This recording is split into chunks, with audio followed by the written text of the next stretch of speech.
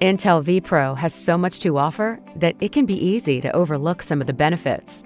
So we asked a few of our pros who work with Intel vPro to provide some expert tips. Carl's tip is to set up an Intel Endpoint Management Assistant server, which acts as a central hub for managing and provisioning Intel AMT-enabled devices. Your MS server up and going as completely and efficiently as possible. Have a separate server to test with and to play with. But that MS server is going to give you so many tools and so many capabilities above and beyond just the improvements to the machines that come with the vPro processor. Dan's tip is to use client control mode to get up and running quickly without letting provisioning slow you down. If we want to kick the tires, you can set up an MS server.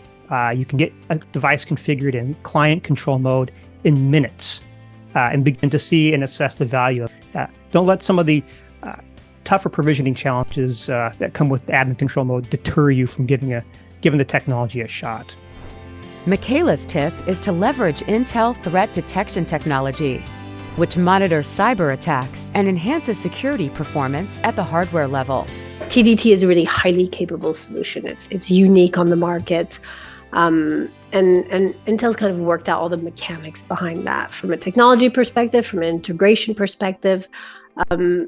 So leverage it. It's there for you to use, and it will simplify, a lot of the kind of operationalizing of putting, a PC fleet in place and then running security on it. So that'd be probably my first recommendation there. Get the most out of Intel vPro and manage your fleet like a pro.